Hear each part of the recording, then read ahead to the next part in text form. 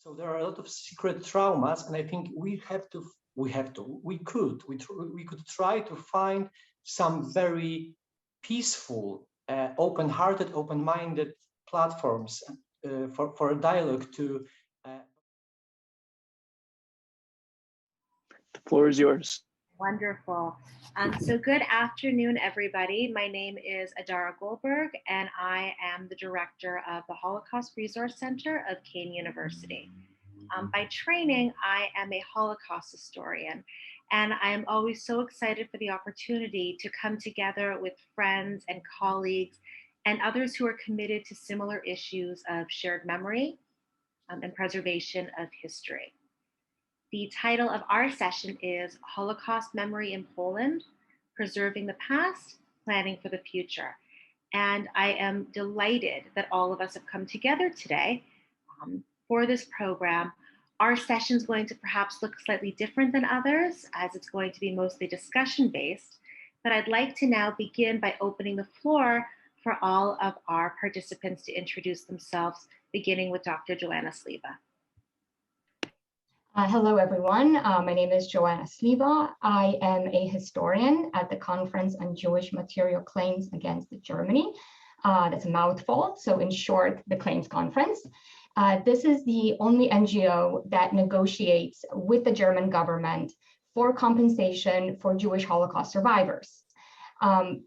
So in addition to the work that I do for the Claims Conference, my own research is on the Holocaust in Poland and on Polish Jewish history. Yeah. Kuba? Hello, everybody. My name is Jakub Nowakowski. I'm the director of the Galicia Jewish Museum in Kraków, Poland. I am not Jewish. I was born and raised in the Jewish district of Kazimierz, a former Jewish district of Kazimierz in Kraków, where my family lived for generations. And I've been involved in Polish Jewish discussions for a big part of my life. And it's such a pleasure to be with all of you tonight.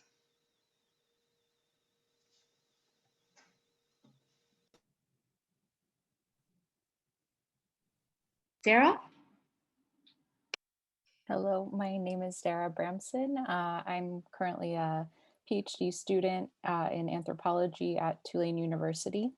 And before this time, I spent a significant amount of time, almost a decade of my life in Poland, where I worked for the Museum of Jewish Heritage, a living memorial to the Holocaust in Poland, in New York, which has a partner in Poland, the Auschwitz Jewish Center. And I was a Fulbright scholar in Poland with a few friends in this room, and it was a huge part of my life and continues to be part of my research and interests. So thank you for having me. Grzegorz? You said Grzegorz? All right. Yes, so my name is Grzegorz Kwiatkowski. I am poet and I'm a writer. I am also a musician of a Trupa band, and I also co-host the workshop called Virus of Hate at the University of Oxford. And my work, my poetic work and part of musical work and this workshop university stuff is all focused on the case of memory, of my roots, and of the problem of evil in general. Thank you for having me. Thank you. And Kasia? Yes, hi. I'm Katarzyna Markusz, or Kasia, if you like. I'm a journalist of Jewish PL. I also write for Jewish Telegraphic Agency, and I'm a PhD candidate in history. And I'm involved in commemoration projects of Jewish community of Sokół Podlaski. This is my hometown. I'm involved in projects on translation historical books from Yiddish into Polish and make them available for free for everyone, for local residents who would like to learn this part of our history. Thank you. Thank you. Menachem? Everyone. My name is Menachem Kaiser. I'm now based in Brooklyn, New York. I'm a writer. I've been going to Poland regularly since about 2011. So I originally did a Fulbright in Lithuania, but went to Poland and liked it a lot more. And then about a month ago, I came out with a book, a memoir called Plunder, a memoir of family property and Nazi treasure, which traces my efforts to reclaim property that belonged to my great-grandfather in Sosnovich, and also details my descent into the subculture of what's known as treasure hunters in Silesia. So very excited to be here. Thank you. And Dr. Rothstein.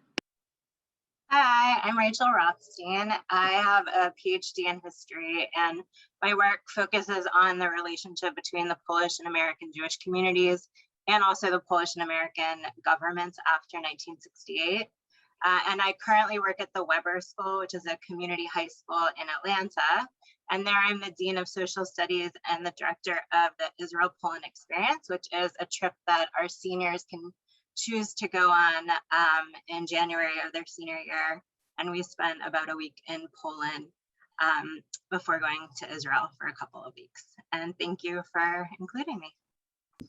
Thank you. And so what I think is so special about this community is we're really all over the world right now, and yet we managed to find one time to come together to chat. And so now that we know a little bit more about each other, I'd love for everybody to take some time to speak a little bit more in depth about their own connections, the work you've done to promote the preservation of memory, and just to tell us more about those creative and scholarly endeavors. So Joanna, would you like to begin?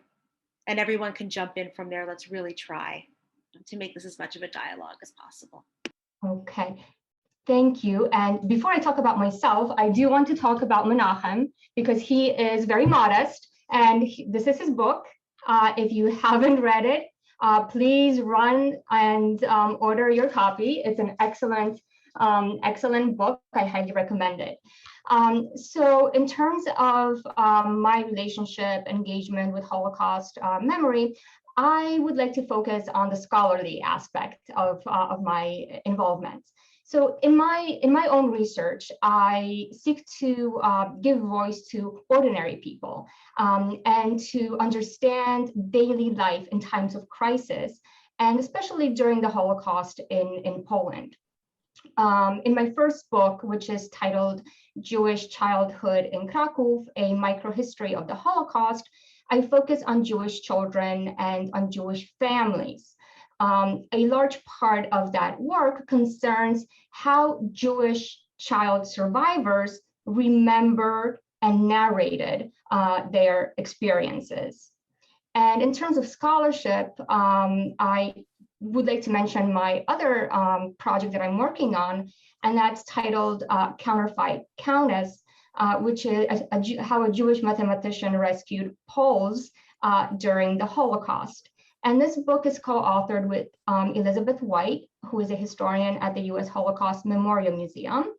And this book draws upon a memoir of a Jewish Holocaust survivor.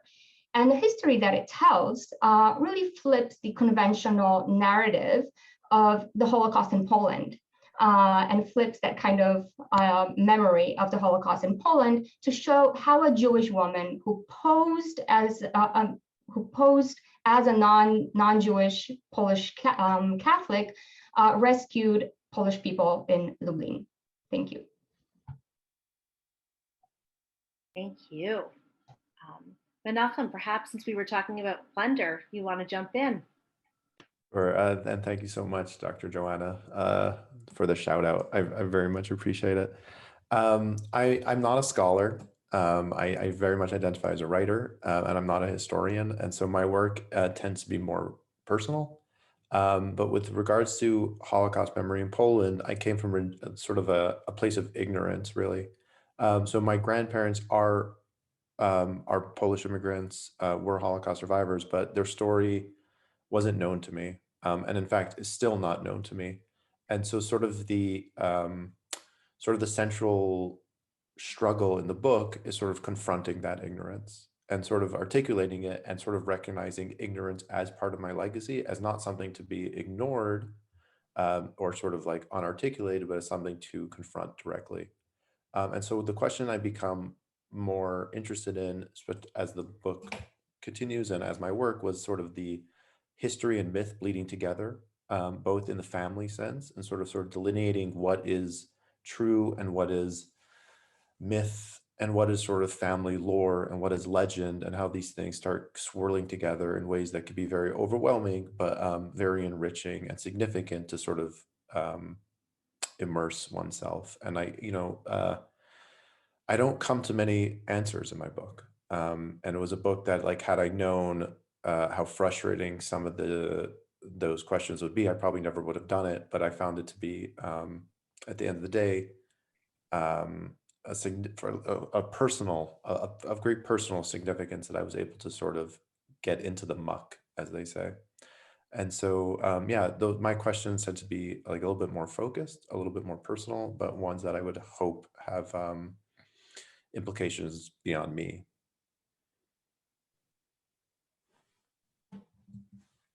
Okay.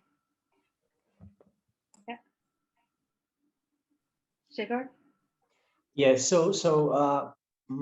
will tell a bit more about my memory art project. So it's all connected to memory of memory of my family. So my grandfather was a prisoner of a concentration camp Stutthof, and of course after the war he was rather broken person.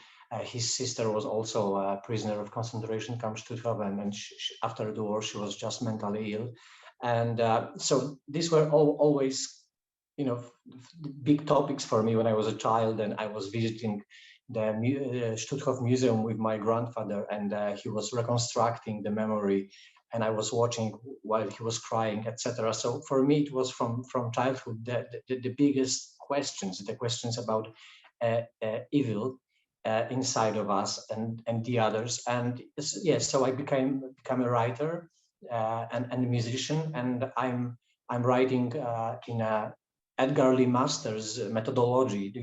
You probably know spoon river ontology. So I'm in some way vocalizing dead voices, and so I'm trying to write about past to understand this past. I also use my voice in Trupa Trupa band. So I also try to speak about this tragic past in a rock and roll music, which is in some way a bit weird, but I think it's a great platform, kind of with KXP, NPR, and Pitchfork Publicity to put a light on these tragic genocide Holocaust stories in the big mass medias. And I think that my role is not to giving an answer, but just to trying to put some questions and to start a dialogue. And that's why I also co-host this workshop, Virus of Hate, at the University of Oxford, because I want to spread the word about ethical, moral cases, but I'm not giving an answer. I'm sure that memory is very important, morality is very important, but I don't know more. So this is strange memory art project, and I'm trying to do it with my friends, with Mirosław Bałka, for example, or with Professor Amanda Grzyb from Western University, or Polish artists like Wojciech Wilczyk, or there are a lot of great people, great scholars in Poland and all around the world that are very helpful in this very weird, strange memory art project. And yeah, so I'm also using my voice to fight with some officials, in the way, not fighting with people, but for example, a few years ago, I found in the forest near Stutthof concentration camp, near the museum, a few hundred thousands of shoes of prisoners of this camp. So I was fighting for a few years to save these artifacts of Holocaust and genocide. And then there were articles in Guardian and big media outlets all around the world. But anyway, officials of this museum didn't want to do anything with these shoes. So very often I also make some this kind of fight stuff, but it's not about fighting, and it's not about fighting with people, but it's about respecting memory and preserving memory. And for example, now I'm starting a project about ghetto in Gdańsk, because there was a ghetto in city of Gdańsk, and city of Gdańsk didn't do anything about memory of this place. So I'm asking them for many years to do that. Yes, etc., etc. I could say, for 20 minutes or for 30 minutes about that. But the point is memory, the point is art, and the point is to find the ways how to speak about the past in some new, interesting ways. Thank you. Thank you. And I think good art and good scholarship asks us to ask new questions. It doesn't just provide answers. That's too easy. I agree. Rachel, would you like to go next? Yeah, so I got here because my grandparents were Holocaust survivors. My grandfather was from Poland and my grandmother survived Auschwitz, and they sent me to Poland on a trip similar to the one that I now run when I was in high school, and something just kept bringing me back to Poland. And I realized at some point when I was working on my PhD, as I was teaching my students, that this strong connection I had from my family is something that a lot of our students no longer have, because the survivors are sadly passing away. And so for my students, it's mostly story at this point. They don't have that direct connection anymore. And I never really thought I was going to end up being a teacher. But I think that because of my grandparents' experience, this was something that was very important to me. And it's important to me that I take my students to Poland and even try to scratch the surface and the complexity of the Holocaust, different stories, and for them to at least go see the sites that are very soon going to be our only witnesses, like the places where things happen. And I think it's a really exciting project for me to do this, because there's so much every year. There's more that we can go and see in Poland, new memorials, and so it's a bit of a challenge to figure out, where do we go, whose stories do we tell? We can't see everything, and so it's a constant figuring out, how do I do this? How do I teach them? And then also how are they going to take those experiences and then tell others and share their experiences, so that even if they don't have that interaction with Holocaust survivors anymore, they have more than just a connection of sitting at a desk in Atlanta hearing about things. Yes, Rachel told us about new memorials, but there are still towns, former shtetls, that seems to forget their Jewish past, Jewish history. And well, my town is unfortunately one of them. In my case, it started with old photographs.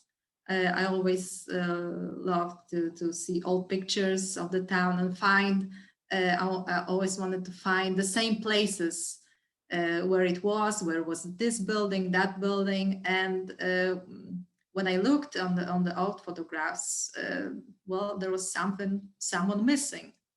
I wanted to fill the blanks, to find the history of Jewish community of my town, because before the war, 60% of citizens of the town, of people who lived in Sokolov, were Jewish. Now you won't find anyone. And I wanted to know what happened. I went to archives, I started my research, and then I found out about Iskor books, memorial books written in Yiddish after the war by Jewish survivors.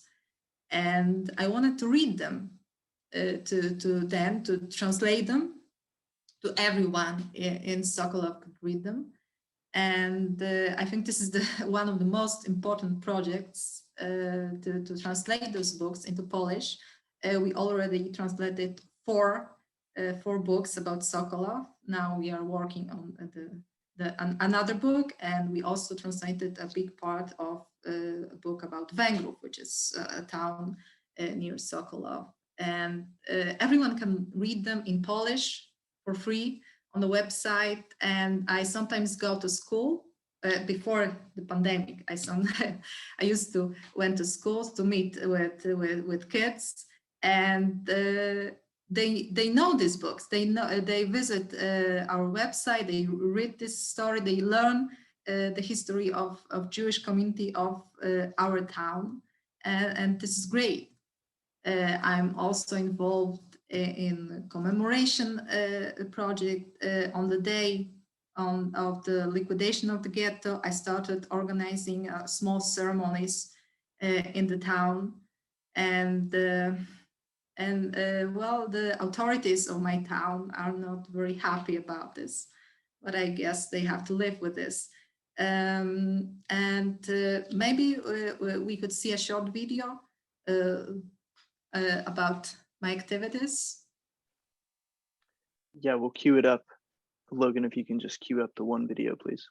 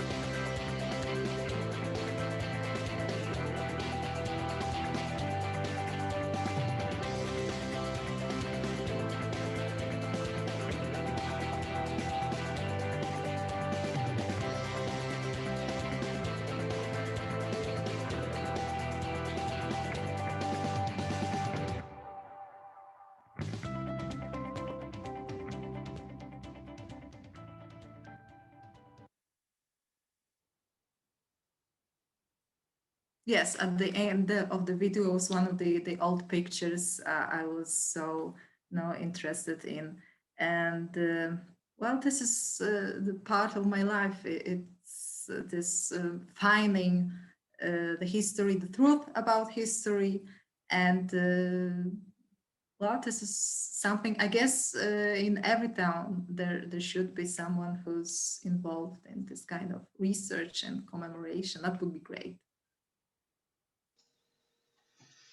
Well, if I can say, I mean, what Menachem mentioned and what Katarzyna also did spoke about, I mean, this ignorance. I think this is something that is common for many of us were a starting point. I mean, we came from this ignorance.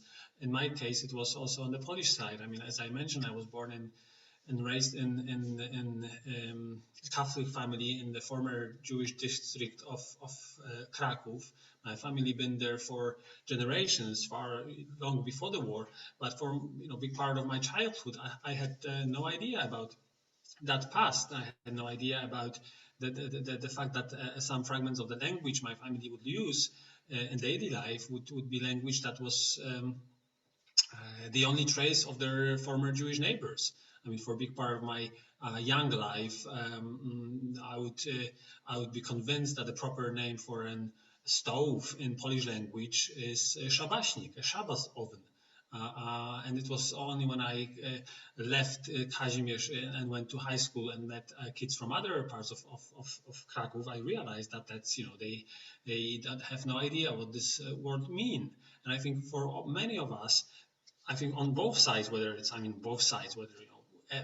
Jewish, non-Jewish, I think this ignorance is a departure point. The thing is what we do with this ignorance, whether we are interested in finding what is behind those walls of silence. And in some places, I think, of course, these days, things are happening more and more places, but there are lots of locations, lots of communities which are not interested for many different reasons in remembering or in even opening the discussions about this past. And again, that's because of lots of complicated reasons, because of lots of horrible things has happened between the Jews and the non-Jews before the war, during the war, and after the war.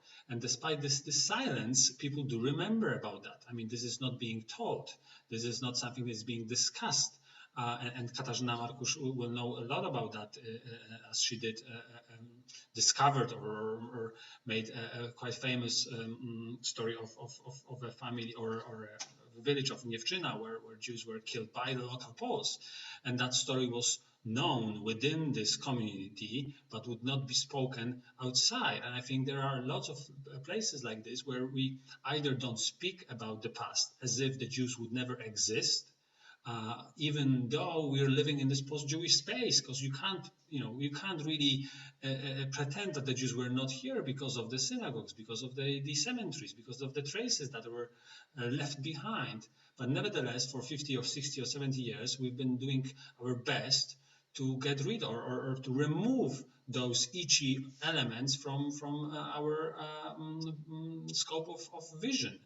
And I think, and so either in Poland we've been trying not to speak about this elephant in the room, about the skeletons we've been keeping in the closet, or and we've been replacing this actual story with some kind of our version of the story, which had nothing to do or very little to do with actual happening. So that's why often today maybe less because of the work of number of historians and researchers and activists. But if you'd come here 20, 30 years ago, you'd hear, oh yes, we've been living next to the Jews, all was fine. I remember Rivka, I remember Moishe, they were so nice. Yes, I would help them, I would bring milk, I would lit the candles or stove, on the Shabbat, and so on and so on. I mean, we created we colonized the story of the Jews with our own narration.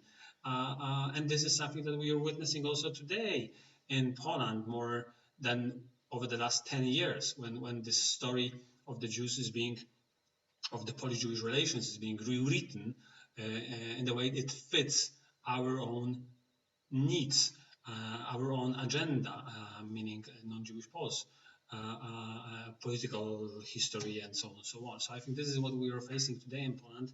But this ignorance, I think, is again a starting point of many of us that are sitting here today, especially.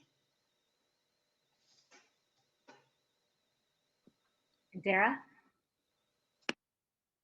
Thank you. Well, I'm really touched by hearing everyone because, yeah, I haven't been to Poland for a while for obvious reasons. And I feel as I'm hearing all of you, I'm just being transported to these streets and places that I feel connected to. And I think maybe what I can say is something that ties a lot of this together, which has become a primary interest of mine in medical anthropology, which is the role of narrative. And it's something that I found myself fascinated by during my time in Poland and out of Poland about Poland. So I would say, I mean, it just was inescapable in a way, both facilitating, let's say, educational programs for students. Of course, there was always this component, not of teaching, but of engaging. And the theme that several of you touched on of truth or myth and kind of mixing up understanding like what is real, what is not, what is authentic, what is not. And I love this notion of like absent presence and present absence. There's just, it's really hard to untangle and understand, but I think what I'm coming to grapple with a bit more in the sphere of medical anthropology is how the role of narrative itself is healing. And in this context, what I'm learning and having an opportunity to reflect on a lot is that all of these stories are important, whether or not they are factually true. As we know, trauma does a lot to the brain, and one of those things is to warp the ways that people understand memory as a mechanism of coping with survival. So it is usual that sometimes stories that survivors tell are not factually identical to certain dates or times or places. And I think it's really important that we take that itself to be an aspect of our realities as human beings, of the ways that we navigate our human experience by sometimes adapting to circumstances. So I think this idea of narrative that really runs through what everyone is talking about is really crucial. And it's actually led me to another interest, which I love that we can kind of exercise here, which is just becoming better listeners to each other's stories. And, you know, Kuba, especially when you talk about this blending of all of these memories, I think inaccuracy does not mean like that people's experiences are not legitimate. So that opportunity to sort of, and I experienced that a lot during my time in Poland, is just hearing people's stories, even if what they had to say was not factually true, but it was their experience about a way they confronted something that was hidden from them or something that was not available to them. So that's really, I think, what I have to add now is just the importance of the role of narrative in this context and the really, really deep roots that it has in understanding the healing process. Yeah. Thank you, Dara, for tying sort of all of those ends together. And, you know, I'm reflecting on my own experience as someone that doesn't focus on Poland in their research. And yet, you know, my connections to Poland in meeting Dara in Poland, doing work at the Poland Museum, you know, and knowing and studying with Joanna for many years. It's wonderful to be in a space where we can speak about topics that aren't necessarily, you know, as David pointed out, part of our regular discourse. And I think that leads me to, you know, a question about challenges, whether it's challenges to conducting, you know, research, challenges to trying to reclaim, you know, family property, or even just engaging the general population. We've touched upon this, but I'm hoping people may be able to delve a little bit deeper. And I'll invite those who want to speak to just unmute yourself and jump on in.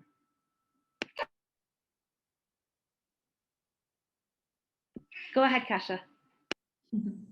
Well, when I think about challenges, first of all, in Poland, it's politics.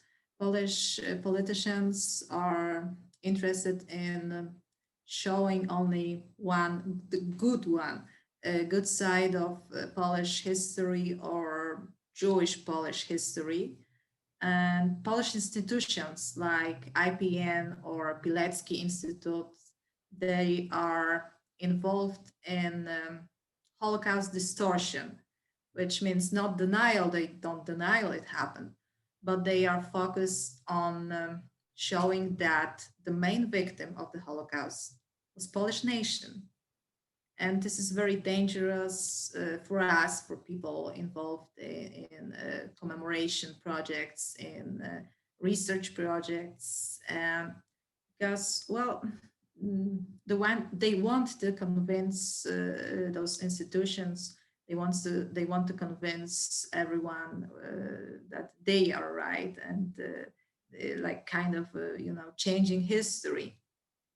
And the Polish nation was the victim and the main victim.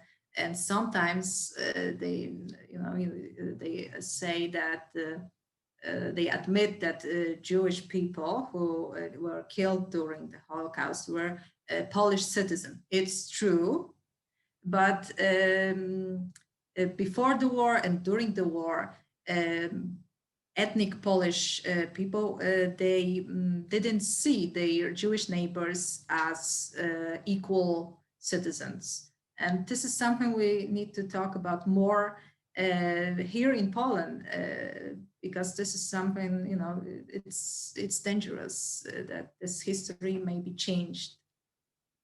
This is how I see it. This is my experience with them. Joanna?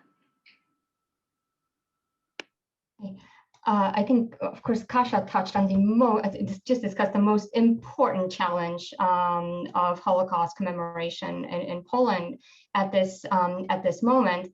But I would like to kind of go back to what Kuba said about ignorance. And yes, ignorance, lack of understanding is a major problem. Also, lack of proper education, as I understand, lack of proper Holocaust education. That's another problem. However, looking to a more, I think, positive side, because I would like to see the positive side. It's not all super negative. I was encouraged by the results of a survey that were done by Professor Marek Kucia of Jagiellonian University, in which he found that 63% of Poles stated that the war, World War II, was a topic of family conversations. Now, to me, that says that yes, there is ignorance, because the study also shows many layers of ignorance about the Holocaust. However, the positive side is the war is a topic of discussion, meaning there is this willingness to explore. And I will leave it with that. Great. Yeah. Or Kuba? Well, yes, I mean, this research is absolutely true, and I think this is precisely one of the reasons of the problem, because the problem is that this narration of the war is exclusive in terms of the Jewish suffering. I mean, we do tell those stories, but these are stories of our own, and I mean, this is and that's objective. I mean, you know, in terms of number of non-Jewish civilian victims, of course, you know, the scale of the suffering of the non-Jewish Poles was also terrible, and every single family in Poland will have a story of someone that suffered, someone that died. I mean, unlike, you know, for many of, I don't know, Americans or Brits or French or Italians, Auschwitz will have, or other places like Auschwitz will have a personal connection for Polish families, because someone in our family went through places that wasn't necessarily the Auschwitz, but it was some kind of a place like Auschwitz. And 70 years later, it doesn't really matter what this place was, but this is the symbol of Nazi persecution. So we have our stories that we tell, and those stories are excluding the Jews. I mean, if the Jews are in those stories, they are usually kind of unknown, unnamed people that would came in just asking for help. We would give them this help, and they would disappear. So they are kind of a clients of our help.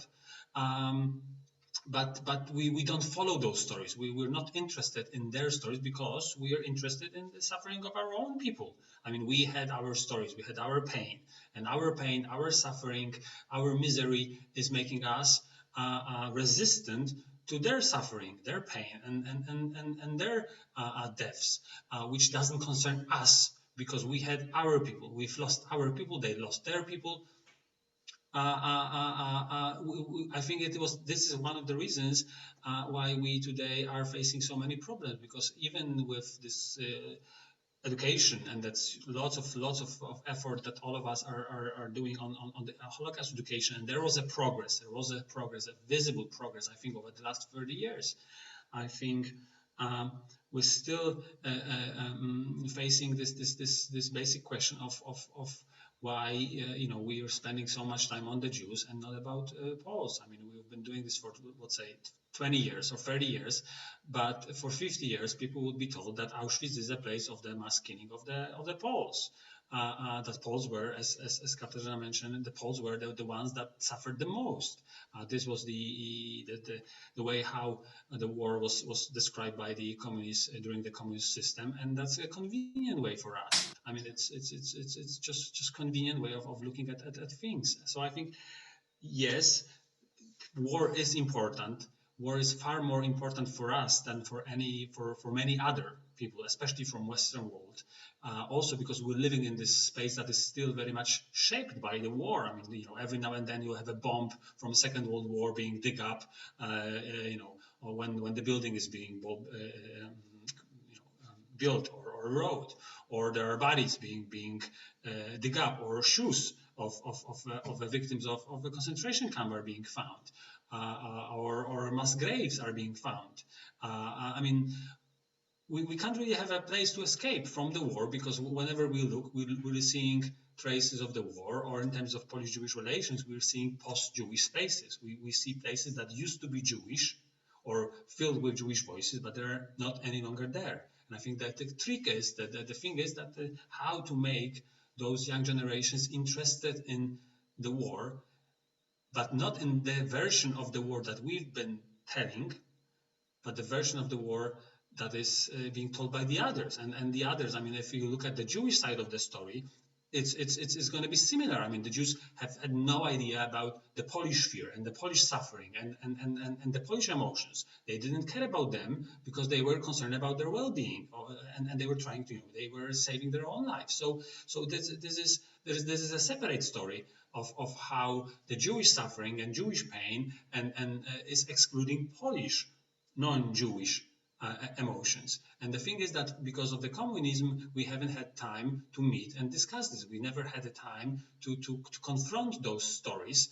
We started to do this over the last 20 whatever years, 30 years, and that's a positive process, which hopefully will get us there, will get us just to acknowledge the fact that yes, there are that we have not been listening to each other, like Dara said. Thank you. And something that's come to mind as the three of you spoke was this idea about opportunity for different ways of engaging with memory, and not necessarily this pessimistic view, but rather how can we share things in a creative manner. And that leads me to think of Trupa Trupa and Plunder. And I was wondering if the two of you could share briefly the response of the music and of the book to Polish audiences. Yeah, you're on mute, Diego. So maybe you as a first person and me as a second. The truth is, I haven't yet. I don't know the answer as from within Polish audiences. It's something I'm working very hard to get. The book will be published in a whole bunch of countries, but I have not been successful in finding a Polish publisher, which I will help with that. Thank you, Kasia, very much. But it's something I feel like I don't, it's fun to have it published in the Netherlands, for example, but I feel very committed to having it published in Poland. So I don't know, actually. I know the treasure hunters are having their own complicated reaction to it and writing about it. But I think, just to go back to what Kuba said, I think within American audiences, I think people are one of the most prevalent reactions I'm getting is that people didn't understand that Polish history is complicated. And it's just like, it gets, for a lot of Jews in North America who grew up with sort of a Jewish narrative and a very sort of closed off Jewish narrative, they consider Poland, excuse the metaphor, just a giant graveyard. And so they don't sort of enter any questions that are maybe more complicated morality, and they certainly aren't interacting with anyone living who's sort of pushing back on their narratives. And so, and I would, from quite a number of people, the one criticism I've been getting from the book is from often second generation survivors, so children of Holocaust survivors, who are having a very hard time relating to me, not just my book, but to me because of my ambivalence. And I find that to be an interesting reaction and like an interesting criticism, but one that I'm comfortable with, because I was like, yeah, we're not going to be able to relate. Like I'm sort of embracing this with sort of a deep-seated ambivalence, and that I don't know these answers. And they're sort of looking for, the on Yom Kippur, when you sort of smack yourself on the chest, and for like a certain sort of very familiar beats of trauma. And so, yeah, the reactions have been really interesting, and still sort of grappling with them. But I'm still waiting for. I don't really have any insight into what the Polish reaction has been. So stay tuned. Bring you back later to talk about that. Yeah. Great, thank you. And let's hear about Trupa Trupa. Yes, so responses, because Trupa Trupa has got especially two songs that are dedicated to memory. One is called Never Forget, and it's inspired by Shoah by Claude Lanzmann. It's very easy. We never forget humiliation. We never forget those ghetto deaths. They sound like a midnight choir. And the second song is more provocative because it's a kind of an anti-statement, because it's called Reminder, and the lyrics is, well, it did not take place. It did not take place, and of course it means that it took place. So very often we use kind of a provocative anti-statements to say that, you know, something didn't happen, and it means something happened, something bad happened. And yeah, we had a lot of great response, actually, not only in the way that someone said, all right, I like this song and it touches my heart, etc., but people started to share their secret memories, secret traumas, and, you know, so in some way we built some platform to open this top secret dialogue. And for me, it's really important. The thing that Kuba said, it was really great, and that's the point, that the polarization between people is so big, and, you know, that there is no one general knowledge and there is no one general truth. There are many points of view, and the most important thing is a platform of dialogue. And you know, for example, my family, my grandfather was a Pole, and I'm a Polish person. And for example, my wife has got her grandmother was hiding near the Rzeszów during the Second World War, and they are a Jewish family. But even if I would ask her now about it, she would say it's not true. They were just hiding in the forest during the Second World War, but it wasn't connected to their Jewish roots. You know what I mean? So there are a lot of secret traumas, and I think we could try to find some very peaceful, open-hearted, open-minded platforms for a dialogue to. But you know, and I agree that, for example, if you will say Polish people are just, you know, they are only murderers, you know, this is the end of this discussion. You know what I mean? Of course, the memory is super important, and the facts are super important, and the memory of victims is super important. But we have to find some way to reconnect, and if not, it's the pure evil stuff. You know, lack of communication, lack of diplomacy. This is the biggest win of evil forces. You know. Thank you so much.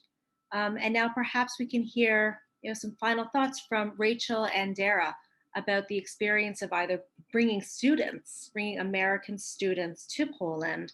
You know, and Dara, as an American who spends so much time, you know, living and working in Poland, and what that feels like, you know, today.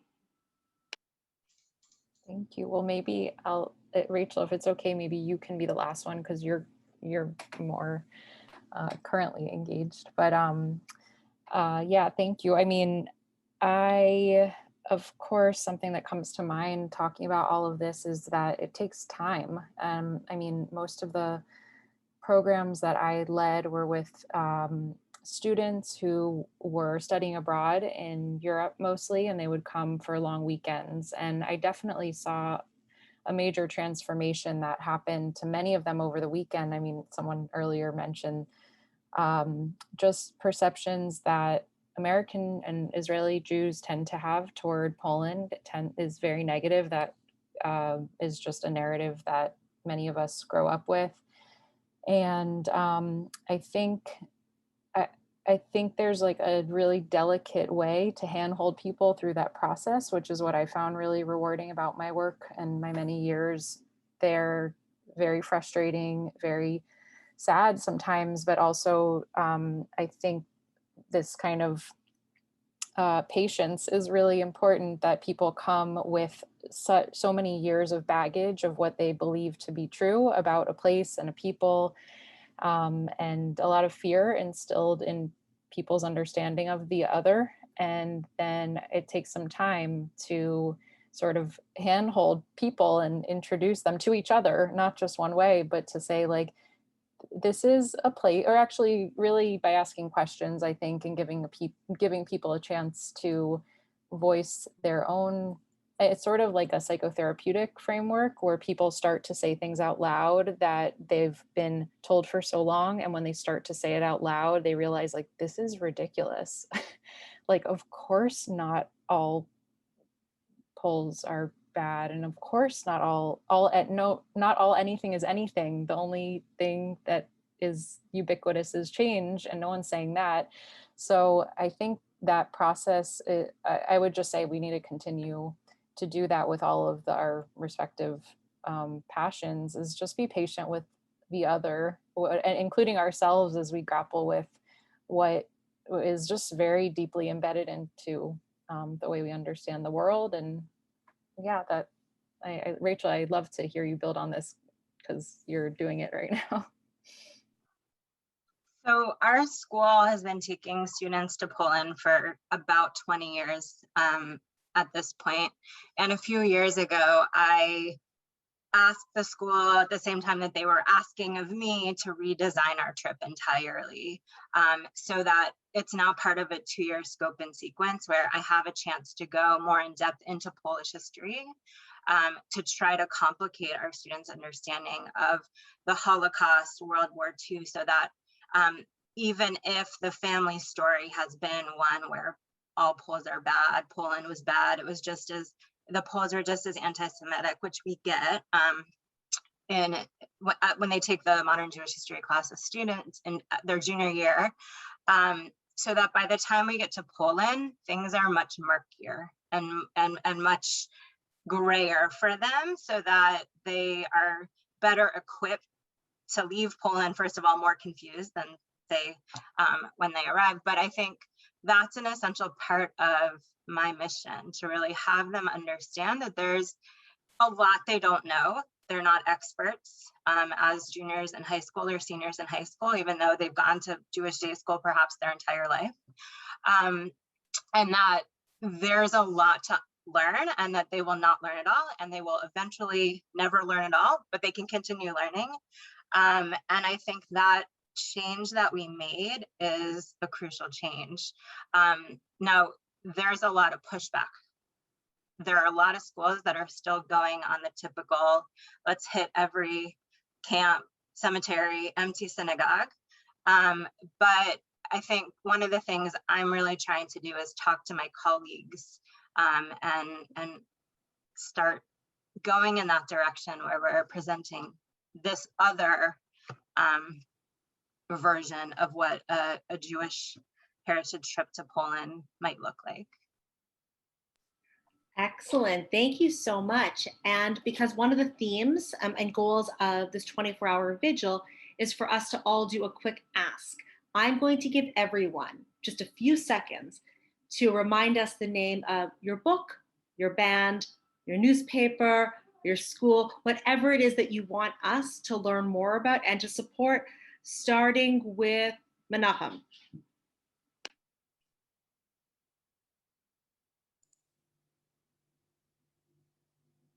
Unmute yourself. So that's a good idea. Okay, so my book is called Plunder. It's available wherever books are sold, and hopefully one day soon in Poland as well. You could learn about it at my website, which is mnchm.com. So just Menachem without the vowels. And it was a real honor to be here today. Okay, so I would like to encourage everyone to check out a new campaign of the Claims Conference.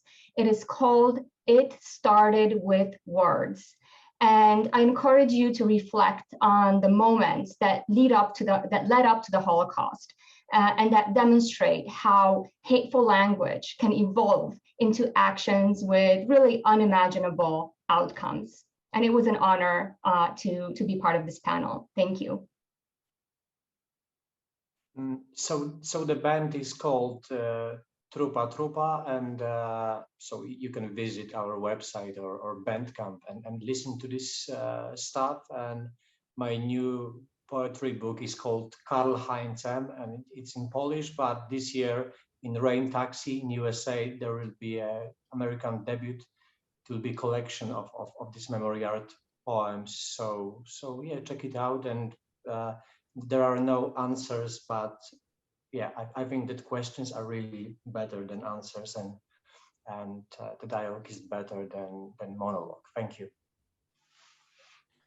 You can visit jewish.pl website, find contact details there, write to me, and I will let you know how to be involved in our projects. Thank you. It was really great to be here and meet you all. So I would encourage everyone to find out what kind of Holocaust education is going on in the community, and encourage professional development so that the teachers can really take it to the next level and bring in the newest scholarship. And also, it's expensive for students to travel to Poland. And so if there are local initiatives to take students to Poland and you can help support that, that would also be wonderful. And thank you for including me.